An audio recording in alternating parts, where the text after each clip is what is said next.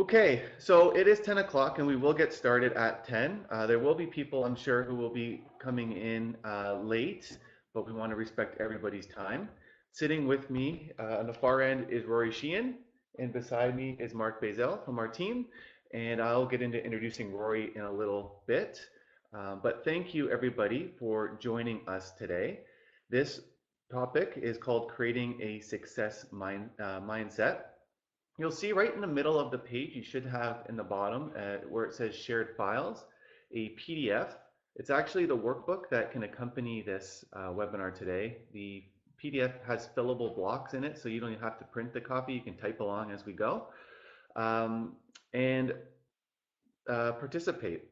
Now, we will take questions throughout, and you can just ask questions right in that chat box there, but we'll get into that in a little bit. So why this topic? And before I do that, I should actually introduce myself. So my name's Kyle Patterson, and I'm the Director of Business Development and Culture here with Bryson Insurance. We put on webinars like this as a way to add additional value to our clients' experience here with our team. And because this topic in specific, a success mindset is something that can be elusive to a lot of people. You know, we can capture moments where we feel really motivated and in action, but that can be something that can be fleeting. One of our core values here at Bryson is to business excellence through the growth of our people, and by lifting each other up, we all reach new heights. So a topic like this is in alignment with that, but we also think that this is something that's universally effective for everybody. And so, you know, we know a lot of our clients and a lot of people in the community are up to big things in life. But once you actually take that idea out there, it's easy to be hit with a lot of resistance, objection, and rejection. So having something that you can go back to in your own mind, created by you, is very powerful. And we hope that you can achieve some of that today. Whether you are somebody who is running your own sales day or actually leading a team, there's different challenges where having a mindset for success can be very effective. So I went through the workbook piece. What we're going to cover today is the definition of success. How do you define success for yourself? What are your personal priorities? How do we manage emotions? What is the secret reason? And questions. Now, I'll have Mark introduce himself here quite in a second, but why do we have Mark with us is because this is actually going to be a back and forth conversation, and we actually are going to go through these questions live. Rory and I went through these questions in advance, and so one of the great ways to go through all of this is for a first time, because those first kind of responses that you have are really effective to actually seeing what's currently existing in your space right now. So since I already have gone through this, we wanted to give a unique and real experience for everybody else. But feel free to contribute and comment and ask questions as we go. So it's my pleasure. Oh, first introduce Mark. Hi, Mark Bazile here. As Kyle said, I'm a business development specialist here at Bryson Insurance, dealing with the commercial side of the business, and you know, been in sales and business development for 15 plus years. So I'm very excited to see what my mindset for success is here today. Yeah, and it takes a lot of courage, and so we thank Mark for putting himself at risk in this way, and we hope that this is a lot of fun for all of us. So now I get to introduce Rory Sheehan. I've actually known Rory for quite a while now, and I actually remember like the very first time I've met him. The way he educates, the way he trains, and the way he leads kind of just sticks. And really makes a difference. I still use some of the tactics and learnings from my very first time working with Rory, and even as recent as a chamber event over a year ago, I still give that information to other people around helping understand how other people think and process ideas. Rory's been doing this for a long time and has done seminars and presentations for thousands of people.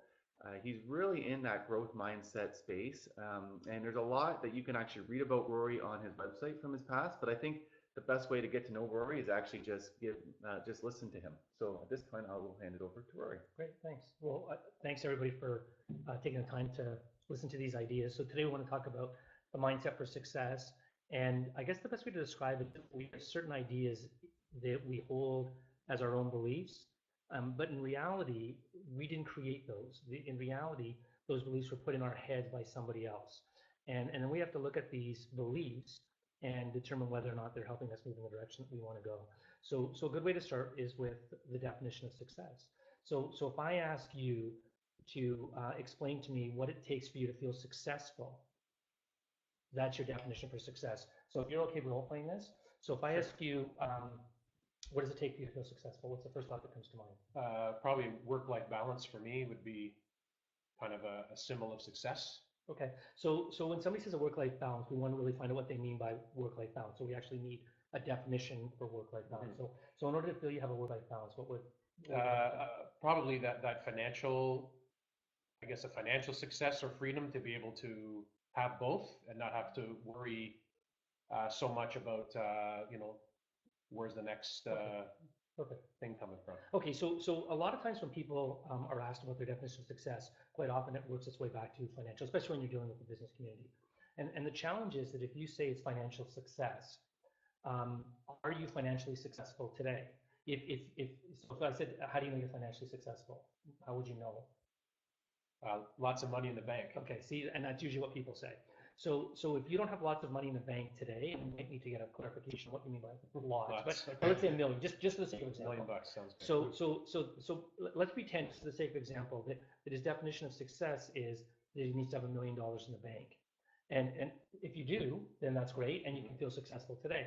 But if you don't have $1 million in the bank, then based on your definition for success, you can't feel successful today. And you can't feel successful tomorrow, and you can't feel successful the day after, because you're not allowing yourself to respect your definition for success, which would be, in this example, $1 million in the bank. So what happens then is you set a goal for yourself and you say, well, here's what I want to do this year, and here's my New Year's resolutions, and here's where I want my life to go. But because of that definition, you're going to beat yourself up for not allowing yourself to feel successful, and the likelihood of achieving those goals just went down. So what we need to do is we need to change that definition of success so that it's not a definition that somebody else actually put in your head. It's a definition that you create that will allow you to feel successful every day.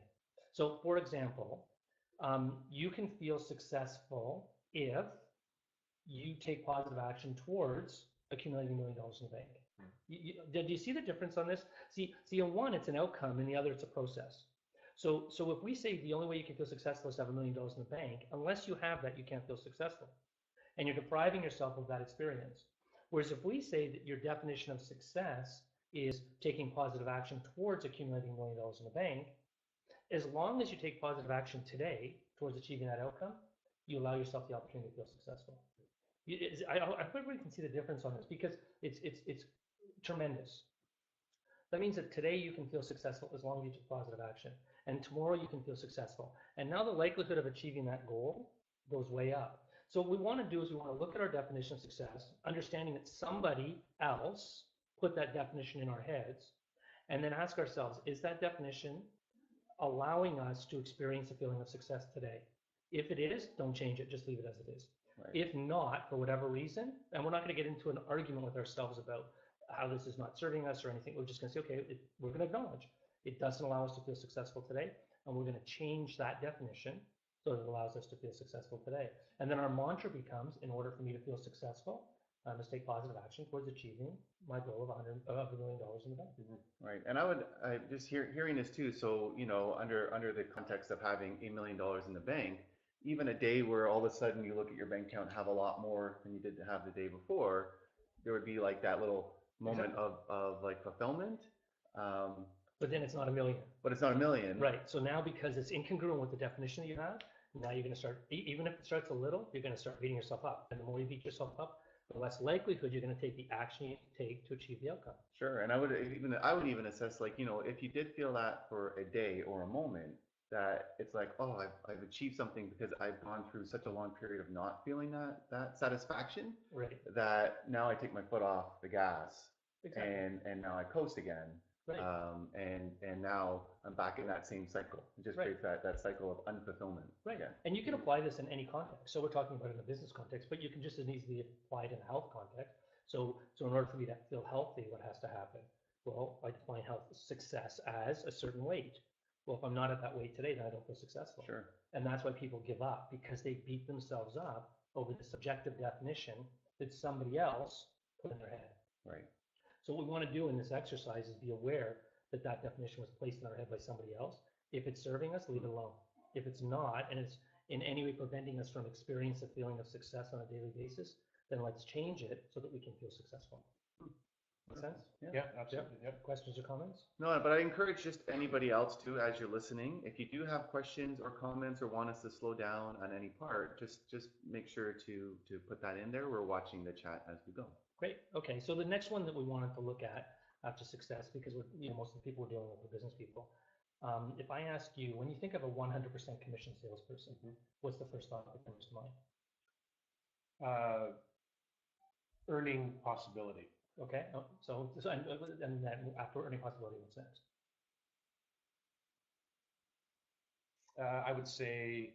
So 100% commission salesperson. Right. I would say accountability. Okay. So you can tell, I'm assuming that you got some sort of commission.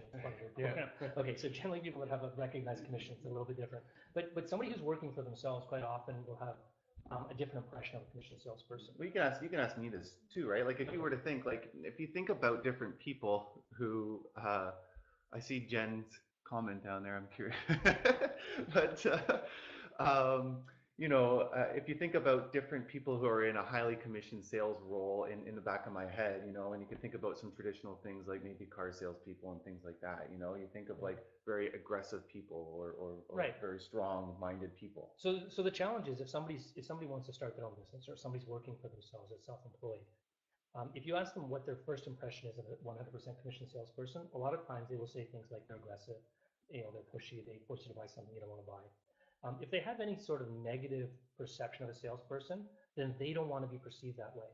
And they will do everything to prevent the person that they're working with from thinking that they're a salesperson. So what happens as a consequence is that they'll do these great sales presentations. They'll present all the features and benefits for the product or service. And then when it comes time to actually closing the sale, they won't ask because they're afraid that the prospect will perceive them in that negative way based on the definition they have. So, and you see this a lot with small business people that are really struggling.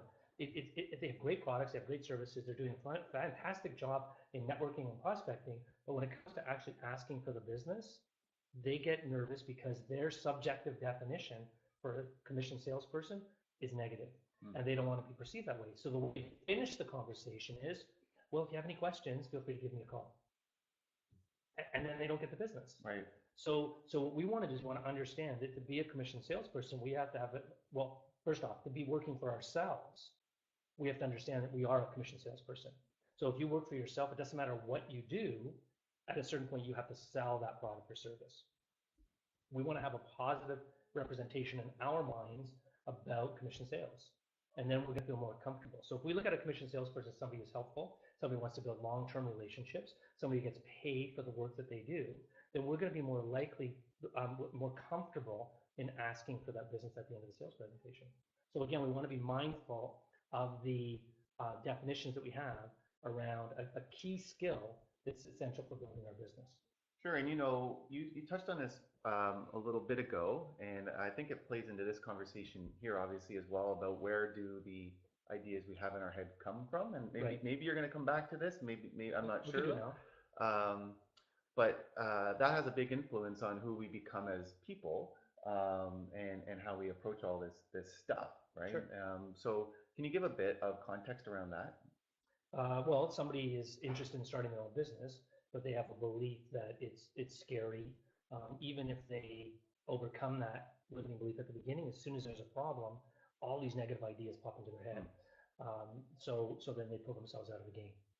If somebody has a belief around their ability to lose weight, the same thing. They think that they're not going to be able to lose it. Everybody in our family has this challenge.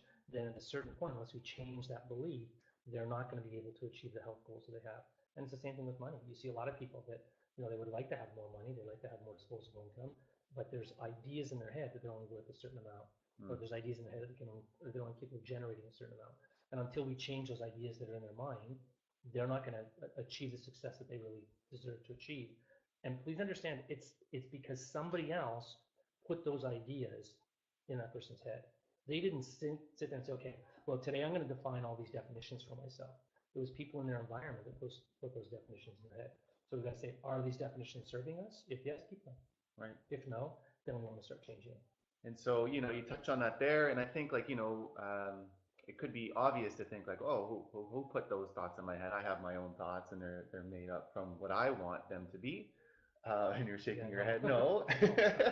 And so, just give some examples or ideas of where these thoughts come from. But also, I'm curious to know as well, like if you were to say, so if for example, one of them could be your parents, right? Or your social circle. Right. But if your social circle was to give you some sort of thing like owning your own business is hard because one of your friends did it and they failed, and they tell you now it's super hard, and now that becomes what you believe. Well, what they're telling reality. You, right? Then you have a challenge. But really, understand what they're telling you is not necessarily in your best interest. What they're telling you is based on their ideas. Right. So they're saying, having your own business is going to be difficult, and people lose their homes, and people lose their, relationships, all because of trying to start a business. That has nothing to do with helping you. That has to do with all their preconceived ideas and definitions around having a business. Sure. So they're trying to convince you that they're right. And what I'm suggesting is that if you take ownership of any of that, it's going to be detrimental for you in building your business, right? Or anything. Well, nobody people that wear sweaters can't lose weight. Right. Well, if you believe that, then you're going, well, I'm taking my sweater off. You know what I mean? Like because there's no relationship. But if you believe that, there becomes a relationship. It's raining today, so that means it's going to be a bad day. Well, there's no connection. Right. But if somebody believes that, they manifest that as their reality. So all we're saying is that your parents, your aunts, your uncles, your cousins, your friends, your family, television, the media influence how you think and the way you define these important concepts. And if they're serving you in a positive way, keep them. If they're not, then we have to adjust them because you did not create them initially. Make sense? Yeah, it does, absolutely. And the analogy or the metaphor of this sweater being aligned to that is we think like things are mutually together. Right. But they're actually oftentimes exclusive of one another, but somehow we've put them. Right, we've created a connection where there's not necessarily a clear relationship. Right. So if we started talking about your sweater, for example, and we started getting you to believe that was a bad luck sweater, you're going to change the sweater. Yeah. And you're going to say, well, it doesn't make sense. You know what? I'm not taking the chance. And it's simply because somebody put that idea in your head. Well, it's the same thing with ideas around commission sales. It's the same thing around idea with relationships or ideas with health. It doesn't matter. Those ideas were all put in your head by somebody else. Sure. So now we're saying, hang on a second. If they're not serving me in a positive way, let's change them. And just on the other side of this, we'll come back to this question here. If you, on the flip side, had like, oh, this is my lucky sweater, and this is when I wear this sweater, all the magic happens. Same idea. That's just the flip side. But is that a positive association? It's obviously a positive association to have with this sweater. Right. But then does it create like some sort of I want to say like disparity when things aren't going, or I'm now relying on this sweater to make my life happen. Right, and what happens when the sweater runs out? Yeah. So at a certain point, you have to get a new sweater, and then everything changes because you've got this belief in a sweater. Sure. Well, what if you put the belief in yourself?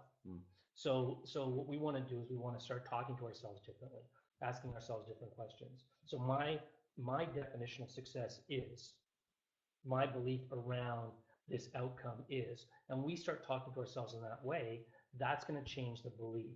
So if somebody's wondering, how do you do this? That's the question, right? So well, yeah. So we have a question here. Oh, thanks, Keith. And yes. how do you break those beliefs?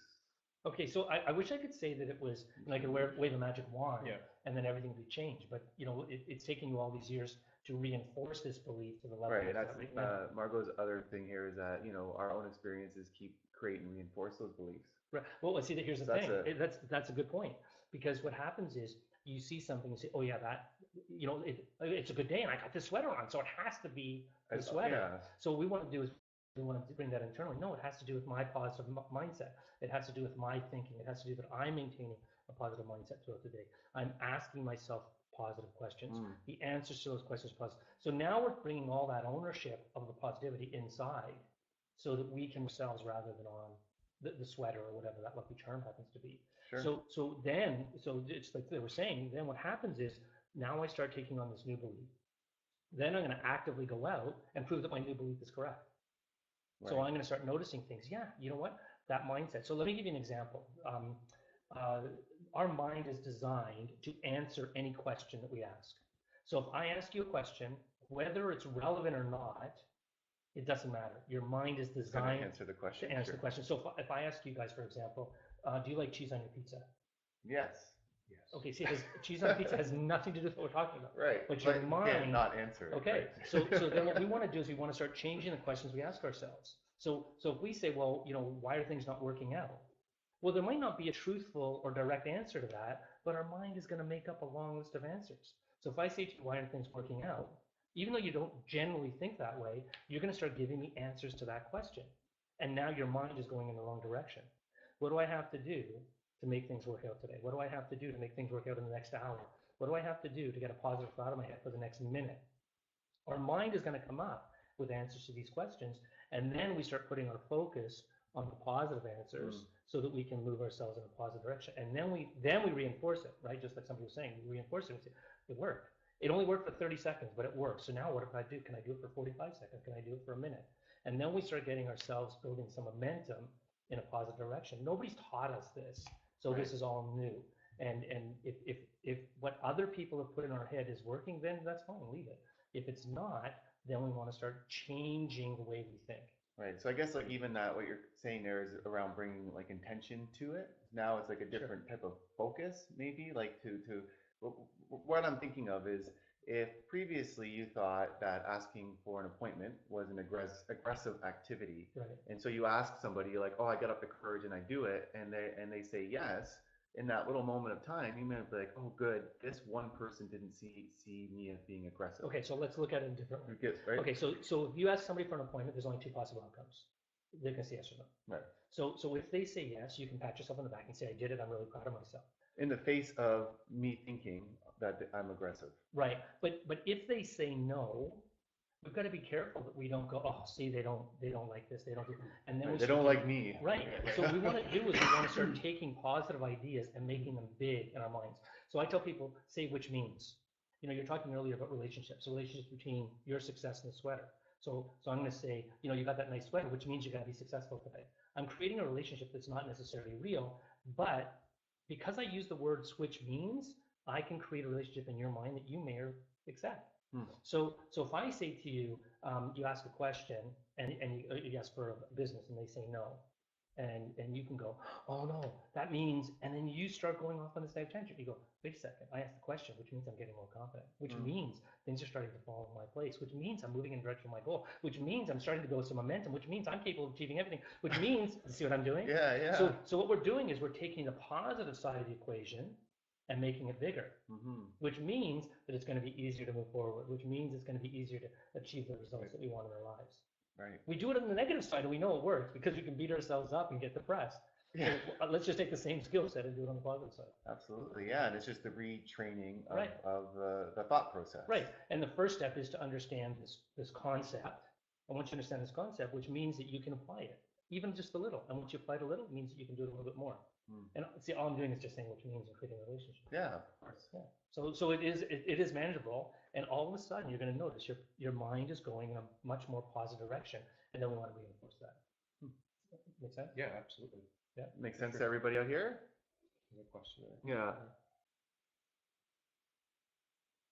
Okay, so Yeah, I'll okay. let you read some of the questions, and I'll. Well, yeah, it's just a comment, and yeah, okay, it looks like we're all good. And Keith's comment there was just that other people's beliefs or thoughts start becoming ours over time. Right, so well, we want to be mindful, right? If somebody's beliefs or thoughts are influencing ours, and what we're saying, well, that's not the right direction, we have to cut that off. Right. So we want to understand that that's not an opinion that we want to actively seek out. So if somebody wants to build their business and they constantly go to that friend of theirs who hates the idea of working for yourself, that's not the right person to get advice from. You want to go and get advice from somebody who's going to get excited and tell you, Sure. yeah, this is great. Here's what you do, and here's how you build this business, and here's how you. So you're going to share in their enthusiasm. Sure, and this takes us off a little bit, but it's a follow-up question to this would be surrounding yourself with people. Like if you're gonna have noise coming in all the time anyway, Right. being conscious of who is around you. Yeah, we want to be mindful of that. We just have to be very careful because we don't want people saying, "Well, I don't want to hang out with my family anymore." Yeah. Right. So we don't want to do that. We can determine the topics of conversation that we're going to bring up. Are you a Leaf fan? Mark would be more of a Leaf fan than I am. Who do you cheer? Well, I'm not a hockey fan. Well, You're not yeah. a hockey fan. This will change this whole I just conversation. want to use that as an example. That's why I brought it up. Because some people get very passionate about sports. Sure.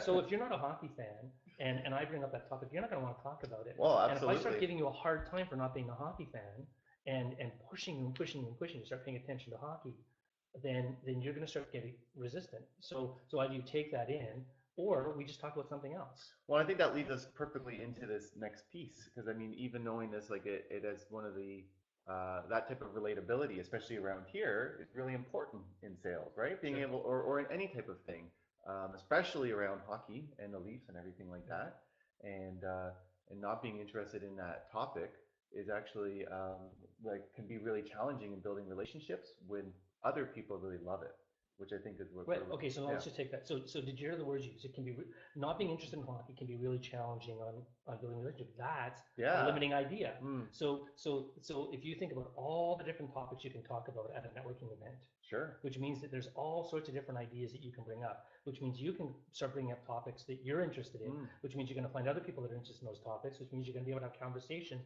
at these networking events and building relationships that are more in line with topics that you're comfortable with. You see what I mean? Yeah. Yeah. So there's going to be topics that everybody's uncomfortable with. We just don't bring them up. So my point is that if there's people in your immediate circle, like close family and friends, that are not on the same page when it comes to certain topics, just don't bring them up. Yeah. And if they bring them up, just redirect. How's business going? Or how you're in your own business? Yeah, whatever. Keep me busy. Thanks a lot. And then you talk about something else. Sure. So we just have to be mindful because we don't want to get people, avoiding friends. We just want to, steer the conversation to a different topic. Yeah. Beautiful. Thank you. So the next one I want to talk about was personal priorities. So what we're going to do in this little exercise is I'm going to ask, what is most important to you in your life right now? And I'm going to ask that question 3 times, and we're going to identify the 3 top priorities. Are you comfortable playing? Sure. Okay. So what is most important to you in your life right now? Family, Family, and then so it's going to be the same question again. So after family, what's most important to you? financial freedom. Family, financial freedom. After family and financial freedom, what's most important to you in your life right now? I would probably say that the work-life balance again. Okay, so family, financial freedom, and work-life balance. So based on his answers to these questions, we can pretty well predict how he's going to make decisions. So if I say to you, for example, we're going to a Leaf game, the first thought would come to your mind is, oh, that's going to take away from time with my family. It depends on what it is. If it's during work hours, maybe we can do it. If it's during a weekend, you're less likely to say yes. Mm-hmm. If your family's not available and you're thinking, and your next question to yourself is going to be, well, is there going to be an opportunity to meet somebody that can generate some business for me? So your thought process is going to be very predictable based on your answers to those 3 questions. So let me give you an example. If I suggested that the 3 of us join a fitness club, you're less likely to join. If you do, you're less likely to attend on a regular basis because health and fitness is not your top priorities. Are you with me? Right. Mm-hmm. Yeah. So what we want to understand is that we're going to make decisions based on our top priorities. So if we set a goal, so let's say you set a New Year's resolution that says, I want to get in shape. Because it's not one of the top 3 priorities, it's probably not going to happen. Mm. And we're going to be able to rationalize that. We're going to talk about secret reasons later, but we're going to be able to rationalize that because subconsciously it's not part of our priorities. Right. So if we can show a relationship between getting into good physical shape and those priorities. So if I get into good physical shape, I'm going to be healthier, which will allow me to spend more time with my family, which is going to allow me to build my business more, which is going to allow me to create a stronger, see Right. what's happening now? Yeah, Because very true. all I'm doing is I'm making a connection between a goal Mhm. and what truly is your priorities. So if you take time to ask these questions to yourself 3 times, and figure out your own personal priorities, you're going to understand how you're going to behave and how you're going to make decisions in most situations. So if I say there's a group of us going out for drinks on Saturday night, you want to join us, the first thought that's going to come to mind is, well, there's stuff going on with my kids, or there's stuff going on with my family. I'm not sure. I got to check with my family first. You see what I mean? Yep. So it's not that it's good or bad or anything. It's just that that's your priorities. So I can predict how you're going to behave based on an understanding of those priorities. And if you have a goal for yourself, then my job as a manager is to help you see the connection between your priorities and the outcome. And then there's a greater likelihood that you're going to achieve the outcome.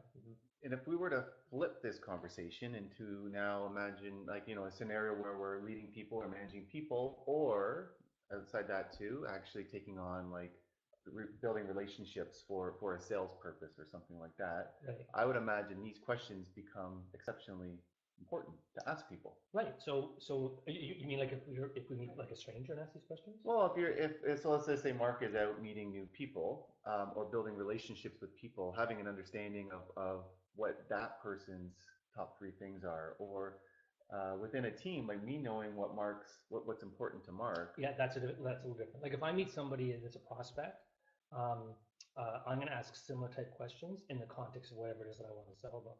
So if I want to sell insurance, when it comes to your insurance needs, what's most important? So I'm going to ask a little bit of a specific question so I can get an idea of your personal priorities in that. Versus just a general overriding thing, right? Okay. But if you come to me and say, look, I'm really struggling with this goal, then generally it's because the goal you have not been able to create a connection between that goal and your personal priorities. Once you understand your priorities, you can go, well, that makes sense. So if I say to you that I got leaf tickets, I got a bunch of leaf tickets. Are you interested in going? Your first thought is going to be, well, my kids, right? Right. But if I say I got enough of your kids right away, it's different.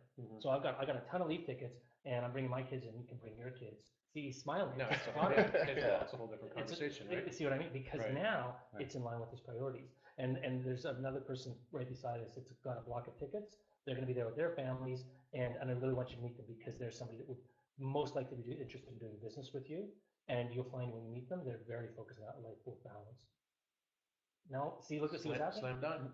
Mark wants to go. Right, because but all I'm doing is I'm creating a connection between a desired outcome and what's truly important to you.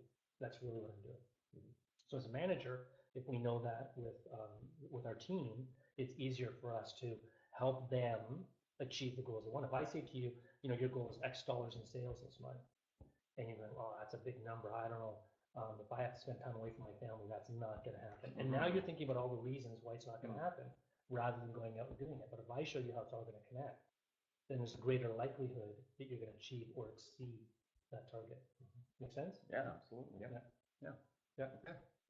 If there's any questions on that, just write it in there. Otherwise, we're going to keep on moving. Okay. So the next thing I want to talk about is emotions. And the idea with emotions is that it's a lot easier to move forward if we're feeling positive.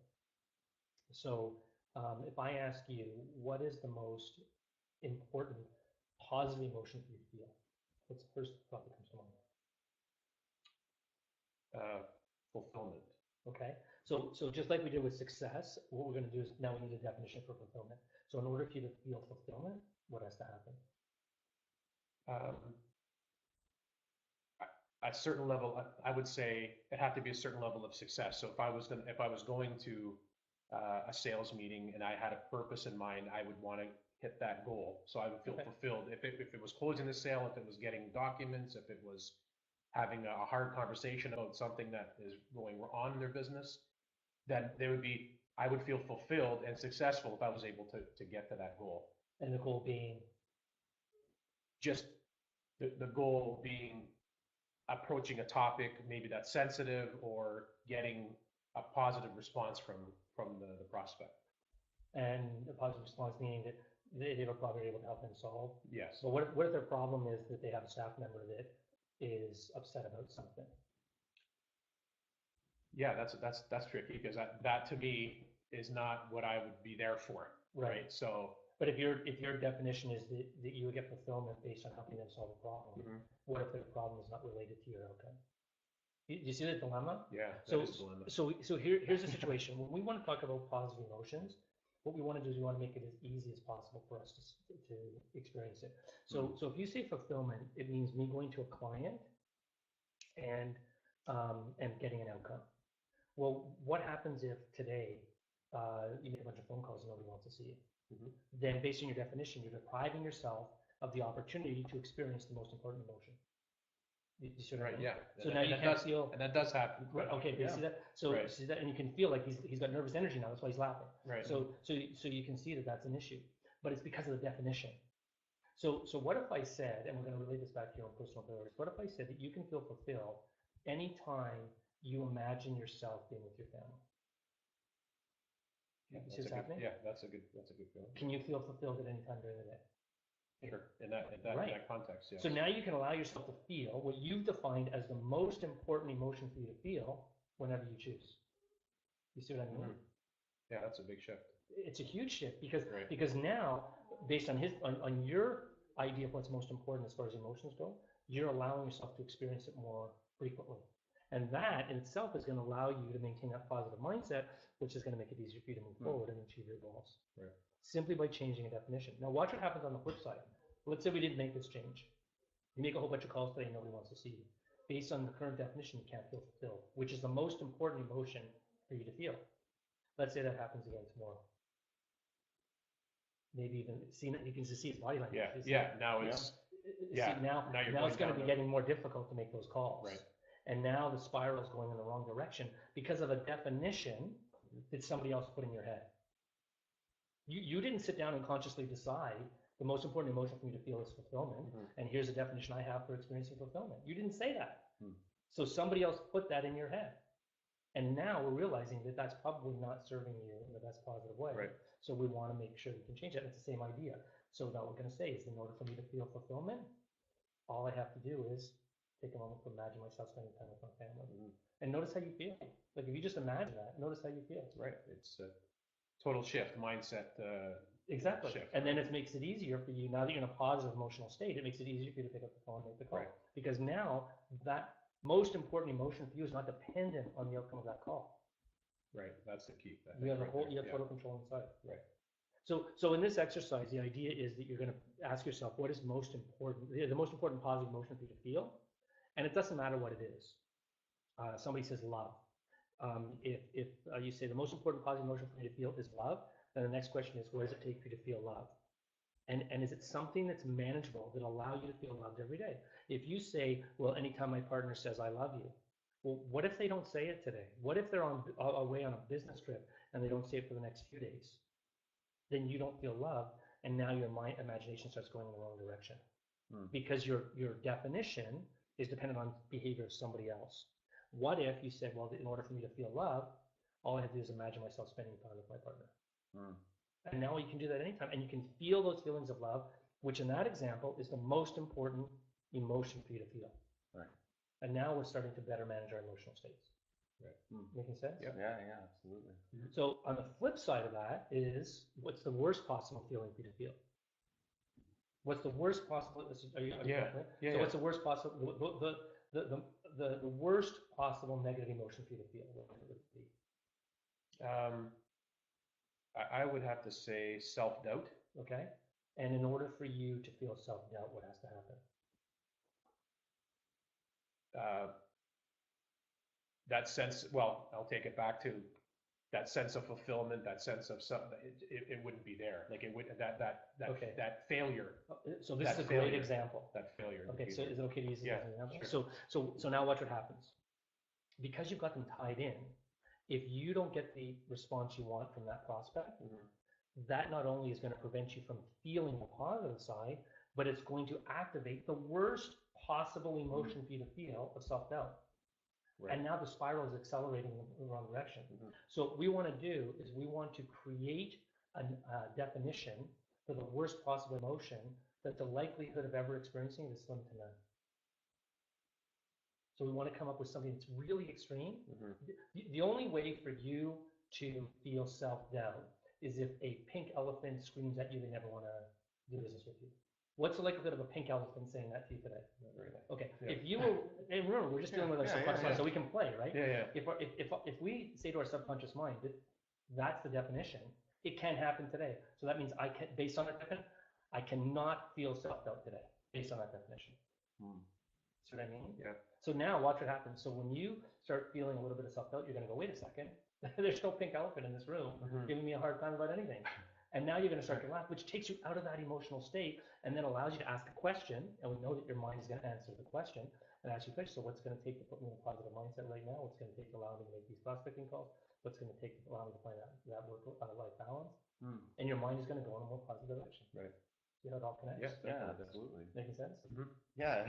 Pretty cool, eh? Yeah, it's beautiful. Yeah, it is cool. Yeah, absolutely. And I can see how the one builds into the other, right? Because Right. now all of a sudden you're in that right mind space, and then you think to yourself, oh, I can imagine me being with my family. Sure, and then you're feeling better. So it's like, oh, now you're feeling better, and then it's like, okay, now I can take the actions towards taking actions towards achieving my positive, like the financial freedom, Right. Whatever the goal right? happens to be. About taking the actions today, Yeah. now I'm actually feeling successful. Exactly. Because I'm taking actions in alignment to that. Yeah. Right. And it can happen. That's a long conversation, but it can actually kind of happen like that. Oh, sure. And once you accept it, then everything changes. And I think it's probably like a muscle, right? To strengthen a muscle. Well, it's like anything. It takes some time to change that habit. Sure. Yeah. That's what it is. Great. Do I have time to do the secret reason? Yeah, and so we're at 40 after, we're 22 right now, but I think this is a beautiful way to conclude this, and so we will still be on here, going through the rest of this presentation. So there we go. Go ahead. Okay, so let me quickly. I just saw somebody's talking about rejection. So I'll do this quickly, and then I'll take a rejection, or do. We can you answer this question first. Okay, please, yeah. so it's the same idea. So somebody says the worst possible emotion for me to feel is rejection. Then we want a definition for rejection, and the objective is to make it as difficult as possible. Unfortunately, for most of us, the definitions on the negative side of the equation are much easier to experience. So for example, if somebody says, in order for me to feel rejected, it's anytime somebody doesn't want to buy from me. Well, we're going to get a lot of rejection. Please understand that the definition of rejection is subjective and it's different for everybody, and somebody else put it in your head. So what if we said, I'm just going to use the pink elephant example because it's silly. So what if we said, the only time I feel rejection is the pink elephant says they never want to do business with me. What's the likelihood of that happening today? Zero. So if I just keep that as my mantra over the next couple of days, then I can't feel rejected. And that's preventing me from feeling the worst possible emotion. And then I say, okay, well, how do I want to feel? Well, I want to feel positive. Okay, what's an example of positive? The positive would be whatever it happens to be. And then I can take my mind in a positive direction. Right. Make sense? Yeah. Jen, Hope that helps. Yeah, Jen, that's good for you there. You can ask more, but we'll keep moving forward. Well, I'll do the next thing, and if somebody else has a question, we can go back and do that. So here's the thing with my secret reason. What we've done is we have come up with reasons that are socially acceptable to ourselves and others that people won't argue with. So if somebody says to you, do you want to go to this networking function on Saturday night, and you're going, oh, I want to spend time with my family, we need an excuse, a secret reason that they're not going to argue with. And we've tested that secret reason so that we can get out of things that we don't want to do because it's not in line with our personal priorities, so that it's socially acceptable to use that excuse and people are not going to question it. So for example, if you say, well, my son is sick. Oh, I understand, right? No problem. It's a socially acceptable reason. Sure. You see what I mean? I've got to take care of one of my parents who's in the hospital. I've got to deal with that. Oh, that's okay. So what we're doing is we're going to start practicing these secret reasons so that we get the reaction, and then we don't have to get into discussions. And we're avoiding saying, I don't want to go. Right. I've heard it too used as like a trump card. So if you like that analogy, and you just throw down this trump card and it wins the hand, right? And no one else can win the hand. Well, what are they going to say if I say to you, I can't do that because I have to take care of my ailing parent, and there's something, we have a doctor's appointment that night. Well, where are your priorities? You can't, you're not going to come to this networking function because you're going to we're not going to get into an argument. So I learned through trial and error that this is a socially acceptable secret reason. So what I want to do is I want to start acknowledging that that's all it is. It's just a secret reason to prevent me from doing something that's out of line of my personal priorities. So what I want to be able to do is I want to be able to stand confidently and say, no, I'm not interested, thanks anyways. But at the same time, I want to understand, here's what I have to do in order to move my life in the direction that I want to take it. And that means giving up on some of these secret reasons, because the challenge with a secret reason is the more you use it, the more comfortable you become using it. And then you start using it in situations that you really shouldn't be using it in. You start using it in situations that are actually tightening up that comfort zone so that you stay in that status quo, and then there's no growth. So we want to be very mindful of the secret reasons. So you guys can think about it, but each one of us, myself included, we all have secret reasons that are socially acceptable excuses that gets us out of doing something that, for whatever reason, we don't want to do. Right. And we just want to acknowledge it's just a secret reason. Right. I mean, so you're using like real life examples there. Mine is like, I would think mine is just I'm busy. Right. But it's not as maybe strong as having an alien parent or something that is fully trumped. Right. But I can really play up the busyness. Well, you play up the busyness, but at a certain point, somebody's going to challenge that. Yeah, yeah. So then you're going to realize that's not as strong of a secret reason. Right. I need something So- even bigger. Right. So you're going to say, for most people, I can say I'm busy, but in certain situations, especially with closer friends, I'm going to need something that's a little bit more stronger. Sure. So I'm going to have a better reason, and I'm going to test that, figure out a good one, and I'm going to just keep on using that. Well, it's just a reason because I just for whatever reason I don't want to grow in that direction. I don't want to do that, and I feel like I have to come up with an excuse. So now I've tested and perfected an excuse that is socially acceptable. And all it is an excuse. Right. So now why would we want that excuse? Because our mind is designed to keep us in this comfort zone. Even if it's not the right place, our mind is designed to keep us there. So all this is doing is it's keeping us in that status quo, and that prevents growth. So we have to say, my secret reason is preventing me from growing. So I want to stop using that. I'm going to start looking at ways to set goals that are going to be in line with my personal priorities. I'm going to start changing my definitions so that I can allow myself to better manage my emotional state. I'm going to start changing my definitions so I can better activate the beliefs that are going to help me move in the direction that I want to go. And that's going to allow me to expand my comfort zone, which means that I'm going to grow, which means I'm going to be able to achieve my goals, which means I'm going to take control of my life. Right. Which means I'm in charge. Yeah. You see what I'm doing? Yeah.